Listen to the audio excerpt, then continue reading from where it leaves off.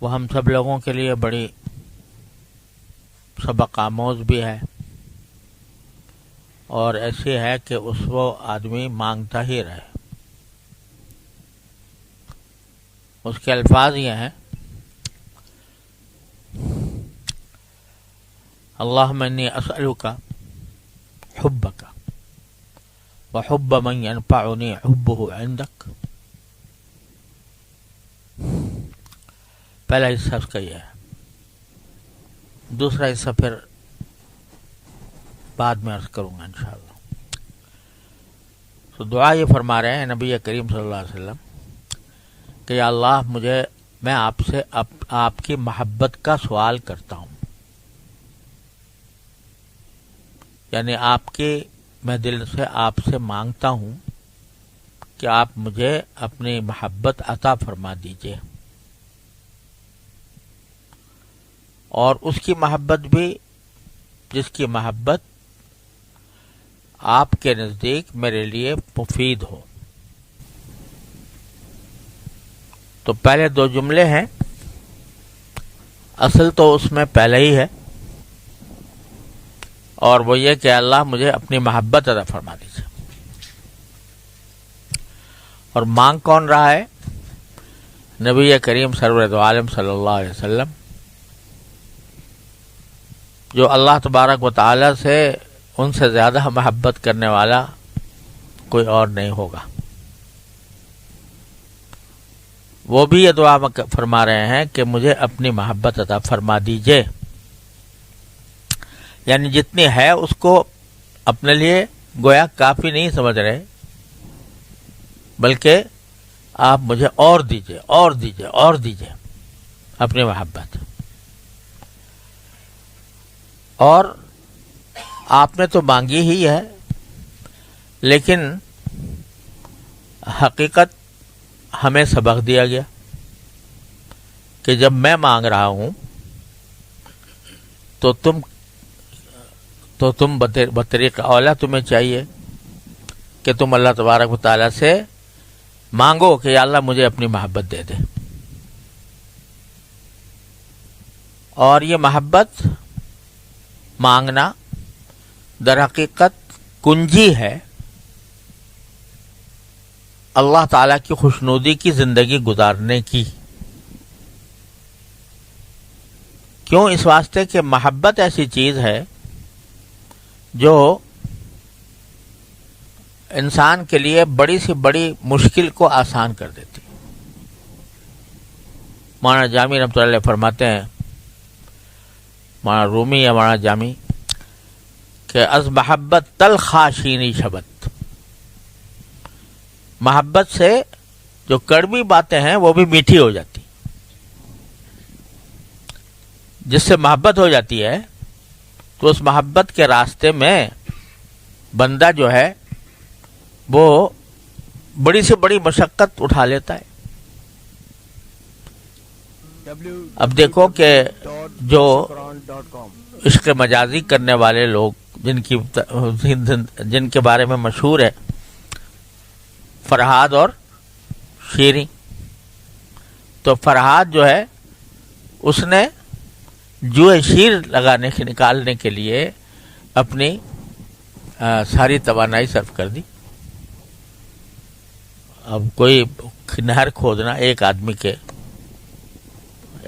کے لیے، لیکن اس نے جب تھی محبت، اگرچہ وہ محبت مجازی تھی، اور اس کی وجہ سے اس نے نہر کھودنے کا بیڑا اٹھا لیا، آخر کار جو ہے پھر اسی پیشے سے خود قتل بھی کر لیا اپنے آپ کو، والعیاذ باللہ۔ خیر، تو محبت ایسی چیز ہے جو فرماتے ہیں محبت تلخا شیریں شبت، محبت سے تلخ چیزیں بھی کڑوی چیزیں بھی میٹھی ہو جاتی۔ ایک ماں کو دیکھو، اپنے بیٹے سے محبت ہوتی ہے نا، تو رات کو جاڑا پڑ رہا ہے، سردی کا موسم ہے، اور اس میں بچے نے پیشاب کر دیا اور کپڑے خراب ہو گئے، تو اسی میں کتنی بھی سردی لگ رہی ہو، کتنی بھی مشکل ہو رہی ہو، جا کے وہ کپڑے دھوئے گی اس کے، اور اس میں سردی بھی برداشت کرے گی، جاڑا بھی برداشت کرے گی، اور دھونے کی تکلیف بھی برداشت کرے گی، سب کچھ کرے گی۔ کوئی اس سے کہے کہ یار اس بچے نے تمہیں مصیبت میں مبتلا کر رکھا ہے، تو یہ بچہ میں لے لیتا ہوں، یا یہ کہ اس بچے نے تمہیں دن رات ساری رات جاگتا ہے، ساری رات تمہیں جگاتا ہے، روتا ہے، پیٹتا ہے، اور تو کیوں تمنا کرتی ہو اولاد کی؟ میں لے لیتا ہوں، یا اس کو دعا کرو کہ اللہ میں ایسے نجاتی دے دے۔ کرے گی کوئی ماں؟ وہ کہے گی 1000 مصیبتیں برداشت کر لوں گی، لیکن یہ بچہ نہیں مجھ سے کچھ جدا کر سکتا۔ شوہر سے بھی اگر طلاق ہو جائے اور علیحدگی ہو جائے تو وہ 100 جتن اس بات کے ہوں گے کہ کسی طرح بچہ میرے پاس رہے، روئے چلائے تکلیفیں پہنچائے لیکن رہے میرے پاس۔ کیوں؟ اس لیے کہ محبت ہو گئی اس کے ساتھ۔ تو محبت جو ہے وہ کڑوی چیزوں کو بھی میٹھا بنا دیتی۔ کوئی آدمی کو اگر فرض کرو جو ملازم ہے کہیں، اور ایسی جگہ ملازم ہے کہ بس سویرے اٹھنا پڑتا ہے، اور نیند آ رہی ہو، سستی آ رہی ہو، پریشانی ہو رہی ہو، لیکن جائے گا اور مشقت اٹھائے گا، اس میں بعض اوقات بہت محنت بھی کرنی پڑے گی، جذبات کی قربانی بھی دینی پڑے گی۔ مجھے خاص طور یہاں اتنا زیادہ شاید نہ ہو، لیکن جو مغربی ملک ہیں ان میں بہت سے لوگوں نے مغربی ملکوں میں بتایا کہ ہماری اپنی اولاد سے ہفتے ہفتے ملاقات ہوتی ہے۔ کیوں؟ اس لیے کہ صبح اوسط جاتے ہیں، بچے سو رہے ہوتے ہیں، اور رات اس وقت آتے ہیں جب بچے سو جاتے ہیں، تو بچوں سے بات کرنے کی بھی نوبت نہیں آتی، لیکن برداشت کر رہے ہیں۔ کیوں کر رہے ہیں؟ اس لیے کہ پیسے سے محبت ہو گئی۔ یہ ہے کہ بھائی پیسہ ملے گا، تنخواہ ملے گی، تو اس تنخواہ کی محبت میں یہ ساری مشقتیں جھیل رہے ہیں۔ آپ دیکھو کہ یعنی اللہ تعالیٰ نے عجیب نظام بنایا ہے کہ کل حزب بما لدیہم فرحون، بے شمار کام کرنے والے ہیں، وہ ہر ایک اپنے کام میں مست ہے۔ کوئی آدمی اگر یہ سوچے کہ میں اگر کوئی پیشہ اختیار کرنا چاہوں، میں کوئی اپنے پیسے کمانے کا کوئی راستہ اختیار کرنا چاہوں، تو کبھی سوچے گا بھی نہیں کہ میں یہ کام کروں، لیکن کر رہے ہیں لوگ، اور اسی میں مزہ ہے ان کو۔ ہمارے استاد ایک فرمایا کرتے تھے کہ یہ جو جمعدار ہوتے ہیں، اب جمعدار کا جو کام ہے، اگر آدمی سوچے کہ میں یہ پیشہ اختیار روزی کمانے کے لیے جمعداری کروں، تو وہ کسی کے ذہن میں بھی نہیں آئے گا کہ بھائی یہ پیشہ اختیار کروں پیسہ کمانے کے لیے۔ مزدوری کر لے گا، کچھ اور کر لے گا، لیکن جمعداری نہیں کرے گا۔ لیکن جمعدار کے دل میں اللہ تبارک و تعالیٰ نے یہ ڈال رکھا کہ تو یہی کام کر۔ اب وہ ہماری ضرورتوں کی خاطر تو اللہ تعالیٰ نے اس کے دل میں ڈال دیا کہ اسی میں مزہ ہے تیرا، اسی سے محبت ہے تجھے۔ تو ہمارے ایک استاد فرمایا کرتے تھے کہ وہ جو جمعدار ہوتے ہیں جب آپس میں جمع ہوتے ہیں تو ان میں مفاخرت اس بات پر ہوتی ہے کہ تو نے 10 گھر کمائے، میں نے 20 گھر کمائے۔ تو مفاخرت اس پہ ہو رہی ہے کہ تو نے 10 گھر کمائے اور میں نے 20 کمائے، اس پہ فخر کر رہا ہے کہ میں نے گندگی زیادہ اٹھائی، تو نے کم اٹھائی۔ تو کل حزب بما لدیہم فرحون، اب اس کے دل میں اللہ تعالیٰ نے ڈال دیا یہ کہ بس تیرا کام یہی ہے، اسی میں تیرا مزہ ہے، اسی میں تیری آمدنی ہے، اسی میں تیری فخر کی باتیں ہیں، اس کے دل میں ڈال دیا۔ تو اگر نہ ڈالتے اللہ میاں، بتاؤ کہ اگر کسی کے دل میں یہ بات نہ ڈالتے کہ بھئی تم یہ صفائی کا کام کیا کرو وہ کہا میں صفائی کیا کروں, میں پتھر ڈھولوں گا, وہ معماری کر لوں گا, میں عمارتیں بنانے کی ملازمت کر لوں گا, مگر یہ گندگی دھونا میرے بس کا.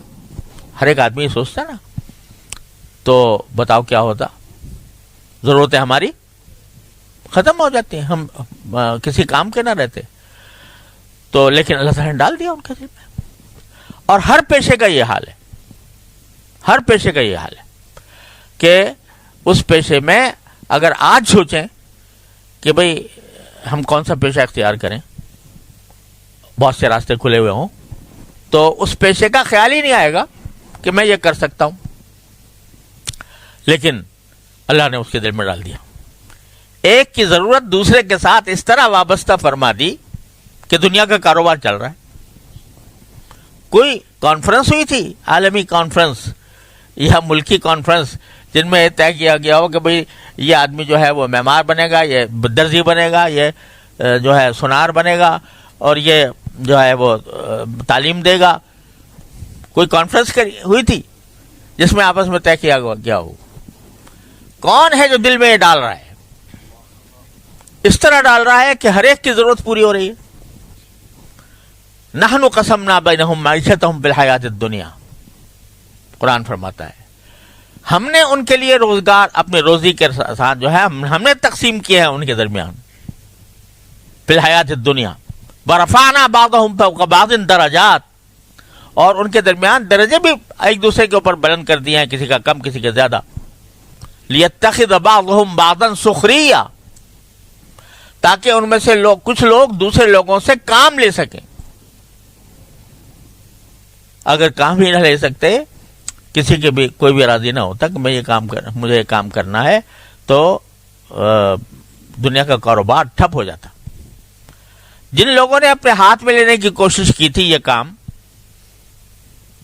جو اس کو منصوبہ بند معیشت کہتے ہیں, پلانڈ اکانومی یعنی اشتراکیت, انہوں نے یہ کہا تھا کہ چلو ہم منصوبہ بناتے ہیں, ہم بتائیں گے کون سی زمین پہ کیا اگے گا, کون سی جگہ زمین پہ کیا اگے گا, اور کون سے آدمی کس فیکٹری میں کام کرے گا, کون سا کس فیکٹری میں کام کرے گا. 70 سال تجربہ کر لیا جبر و استبداد کے ساتھ, آخر میں فیل ہو گئے, نہیں کر سکے. دھڑام سے آ گرا پورا محل اشتراکیت کا, کیونکہ اللہ کا کام انہوں نے اپنے ہاتھ میں لینے کی کوشش کی تھی. تو یہ ہو گیا. اللہ تعالیٰ نے ایسا نظام بنا دیا ہے عالم کا, دنیا کا, کہ اگر غور کرو تو عجیب قدرت خداوندی کا مظاہرہ نظر آتا ہے, حکمت بالغہ کا نظر آتا ہے کہ اللہ تبارک و تعالیٰ نے تقسیم کر دیے ہیں کام. کس طرح تقسیم کر دیے؟ دل میں ڈال کر, دماغ میں ڈال کر کہ تو یہ کام کر, تو یہ کام کر. تو یہ ساری منصوبہ بندی اس طرح ہو جاتی ہے. ہمارے حضرت والد ماجد رحمۃ اللہ علیہ فرماتے تھے, یہ جو خاندانی منصوبہ بندی کہتے ہیں نا لوگ, تو خاندانی منصوبہ بندی کا مطلب یہ ہے در حقیقت کہ جو خدا کا کام ہے وہ اپنے ہاتھ میں لے لو. کہ آبادی ہم فیصلہ کریں گے کتنی آبادی ہوگی کتنی نہیں ہوگی. تو یہ کیا, یہ اللہ تعالیٰ کا کام ہے. تو وہ کرتا ہے, کیا کرتا ہے کہ ضرورت کے مطابق اللہ تبارک و تعالیٰ پیدا کرتے ہیں چیزیں, جتنی ضرورت ہوتی ہے اتنی پیدا کرتے ہیں. اور یہ حضرت والد صاحب فرماتے تھے, جن لوگوں نے تو منظر آپ لوگوں نے شاید دیکھا ہی نہ ہو, جب ہم ہندوستان میں رہتے تھے تو جو ہے گلی گلی گائیں پھرتی تھیں. ہندوؤں نے بتوں کے نام پر چھوڑی ہوئی تھیں گائیں, تو وہ صاحبہ جن کو کہا جاتا ہے قرآن شریف کی اصطلاح میں. تو گلی گلی گائیں پھر رہی ہوتی تھی, آزاد آزاد آزاد, کیونکہ بتوں کے نام پر انہوں نے چھوڑ رکھا تھا ان کو. تو کیا ہوا کہ بعد میں انہوں نے پابندی عائد کر دی گائے ذبح کرنے پر. انڈیا میں اب بھی ہے کہ گائے نہیں ذبح ہو سکتی. تو اگر گائے کی ذبح پر پابندی لگائی تو وہ جو ہزاروں لاکھوں گائیں پھر رہی تھی, وہ کہیں اگر جب پابندی لگائی تو پھر ان کا بیج مارا جانا چاہیے تھا, اور اس کے بعد وہ ختم ہو جانی چاہیے تھی، ضرورت کے مطابق بھی باقی رہنی چاہیے، لیکن ان کی تعداد میں اگر اضافہ ہوتا تو سارے انڈیا میں گائیں گائیں ہوتی، سمجھے آپ؟ جب پہلے بھی ذبیحہ ہوتا تھا لیکن اب گائیں گائیں ہوتی صرف. تو لیکن جب انہوں نے اس کو بند کر دیا تو پیداوار بھی بند ہو گئی، اس کی پیداوار بھی بند ہو گئی. پہلے زمانے میں یہ جو آج پیٹرول ہے یا تیل ہے نا، یہ پہلے زمانے میں ڈامر جو تارکول ہوتا تھا، یہ صرف اس کام آتا تھا کہ اونٹوں کی بیماری دور کرنے کے لیے اس کی مالش کی جاتی تھی، یہ تارکول جو ہوتا ہے. تو لہذا جتنی ضرورت تھی اتنی تارکول پیدا ہوتا تھا. جب آج زندگی کا سارا کام پیٹرول پہ آ گیا تو دیکھو زمین نے خزانے اگل دیے، یہاں پیٹرول نکل رہا ہے، وہاں پیٹرول نکل رہا ہے، وہاں پیٹرول نکل رہا ہے. تو ام من شیء الا عندنا خزائنہ وما ننزلہ الا بقدر معلوم، کہ ہر چیز کے خزانے ہیں ہمارے پاس، لیکن ہم اتارتے اتنا ہی ہے جتنی کی ضرورت ہوتی ہے، الا بقدر معلوم.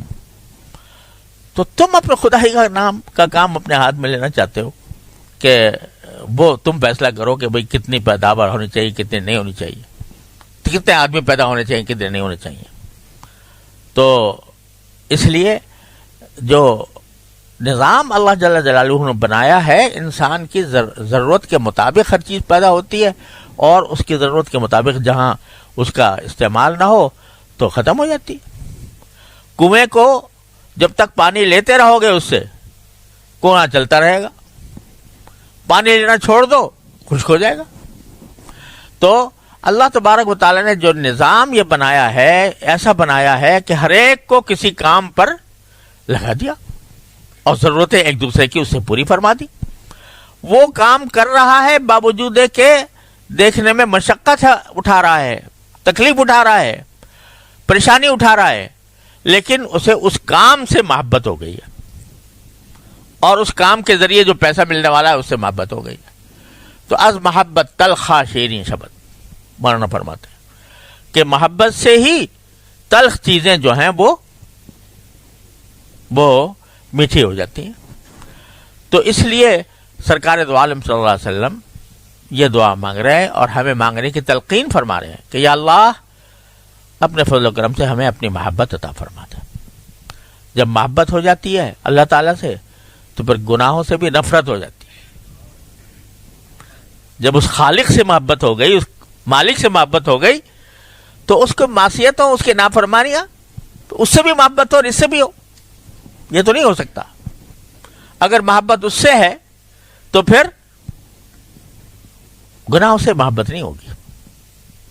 اس لیے اگر وہ حاصل ہو گئی، اللہ تعالی ہم سب کو اپنے فضل و کرم سے عطا فرما دے، وہ حاصل ہو گئی تو پھر سب کچھ مل گیا، پھر سب کچھ مل گیا، پھر حیات طیبہ مل گئی، اور جنت مل گئی، آخرت مل گئی، اور سب سے بڑھ کر اس کی رضامندی مل گئی، اس کی خوشنودی مل گئی.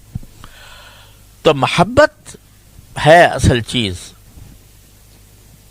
ایک وہ حضرت حکیم الامت قدس اللہ تعالیٰ سرہ کا ایک واعظ ہے، طریق القلندر،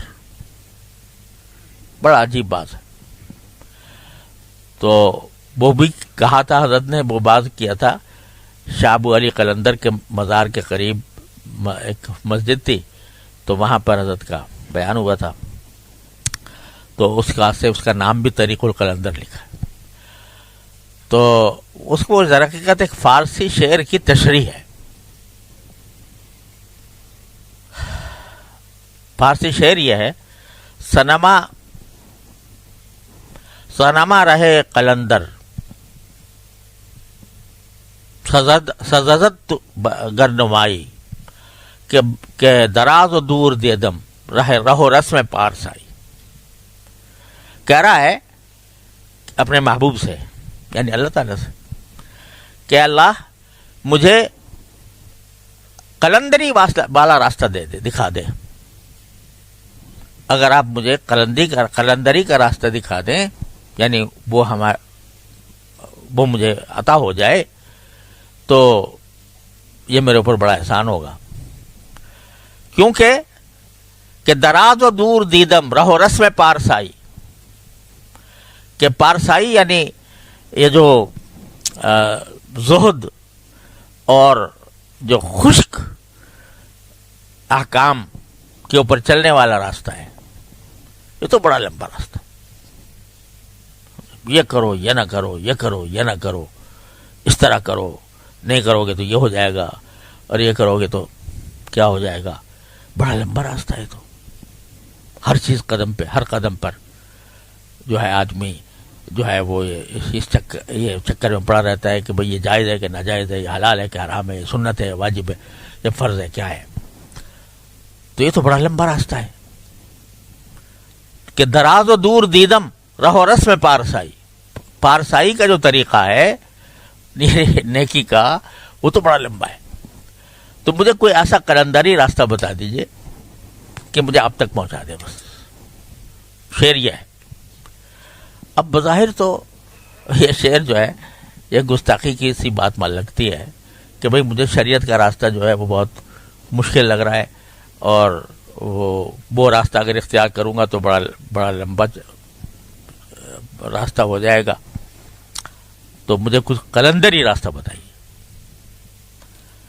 تو حضرت نے اس کی تفسیر کیا اس بات میں، اور خلاصہ اس کا یہ ہے کہ در حقیقت وہ قلندری جو مانگ رہا ہے وہ بھی اس راستے کو آسان کرنے کے لیے مانگ رہا ہے.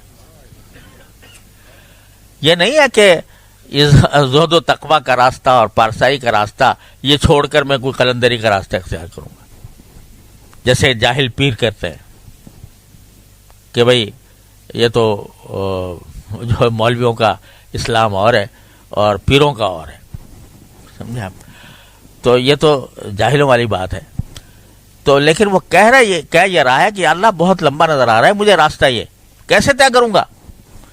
اس کو طے کرنے کے لیے مجھے قلندری دے دیجئے. تو قلندری کیا ہے؟ اللہ تعالیٰ کی محبت.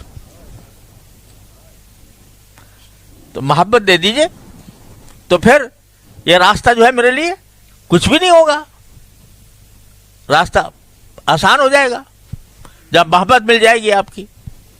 جیسے اگر دیکھو قرآن شریف خود کہتا ہے کہ ماں جو ہے وہ حملہ و فصالہ 30 شہرا حملتہ کرہن ووضعتہ کرہا. بچے کو پیٹ میں لیتی ہے تو پریشانی سے لیتی ہے، مصیبت سے لیتی ہے، اور پیدائش ہوتی ہے تو کتنی تکلیف سے ہوتی ہے، پیدائش کے بعد جو اس کی پرورش ہوتی ہے کتنی تکلیف دہ ہوتی ہے. تو دراز و دور ہے کہ نہیں راستہ؟ لیکن اس کے لیے کیوں آسان ہو جاتا ہے؟ محبت ہو گئی.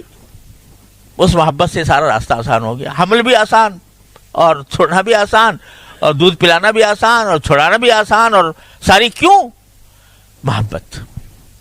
تو وہ یہ کہہ رہا ہے کہنے والا کہ اللہ ہے تو لمبا چوڑا راستہ بہت، لیکن اس کو آسان کرنے کا راستہ جو ہے وہ قلندری راستہ ہے. قلندری راستہ کیا ہے؟ مجھے آپ سے محبت ہو جائے.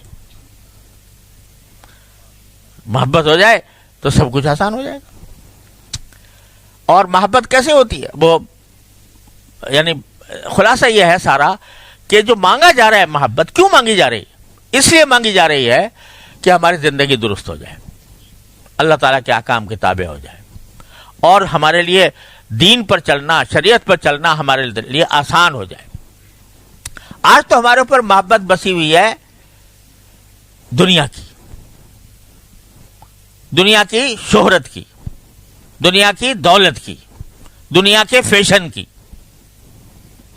دنیا کے اچھا اور برا کہنے کی. یوں کریں گے تو دنیا اچھا کہے گی، یوں کہیں گے تو برا کہے گی. دنیا کیا کہے گی کہ میں اپنی شادی میں ناچ گانا کروں؟ اگر نہ کروں دنیا کیا کہے گی؟ تو محبت کس کی بسی ہوئی ہے؟ دنیا کی اور دنیا والوں کی. اگر اللہ کی محبت بسی ہوئی ہوتی تو ناچ گانے سے نفرت ہو گئی ہوتی. جو میرے مالک کو پسند نہیں ہے تو میں کیسے پسند کروں؟ اور یہ جو بات ہے کہ بھئی اللہ تعالیٰ کی محبت، جوں انسان اپنے نفس سے لڑتا ہے، نفسانی خواہشات سے لڑتا ہے، تو اتنی ہی اللہ تعالیٰ کی محبت قلب میں سماتی ہے۔ جو پڑھے گا، جو انسان کرے گا، اور یہ اس طرح ہوگا کہ مثلا ایک خواہش پیدا ہوئی جو گناہ کی ہے، اس وقت میں تو طبیعت میں بڑی مشقت معلوم ہوگی اس سے بچنے کی، لیکن اگر ایک مرتبہ اس خواہش پر ہتھوڑا چلا دیا، ایک مرتبہ، تو اتنی ہی محبت دل میں آ جائے گی۔ سمجھے نا؟ یہ جو انسان کے دل میں خواہشات پیدا ہو رہے ہیں، یہ کروں وہ کروں، نظر کو غلط استعمال کروں، اور جو ہے اپنے زبان کو غلط استعمال کروں، غیبتیں کروں، اور جھوٹ بولوں، اور فلاں کام کروں، تو یہ ساری خواہشات جو ہیں، جب ایک مرتبہ تم نے طے کر لیا کہ مجھے اللہ کے لیے یہ قربان کرنی ہے، تو جب قربان کرو گے تو اسی نسبت سے محبت آتی جائے گی دل میں، اور کثرت ذکر سے آئے گی، اللہ تبارک و تعالیٰ کا ذکر کثرت سے کرنے سے آئے گی، زبان سے، دل سے، اللہ تعالیٰ کی طرف رجوع کرنے سے آئے گی، اللہ تعالیٰ کی کے ساتھ تعلق بڑھانے سے آئے گی۔ تو جب کیا ہوتا ہے کہ ایک شروع بندے میں تھوڑی نا، والذین جاہدوا فینا میں تھوڑا سا مجاہدہ تو کرنا پڑتا ہے، ٹھیک ہے، لمبا نہیں چاہیے، تھوڑا ہی صحیح، لیکن تھوڑا سا مجاہدہ کرو گے تو کیا ہوگا کہ جتنا تم نے نفسانی خواہش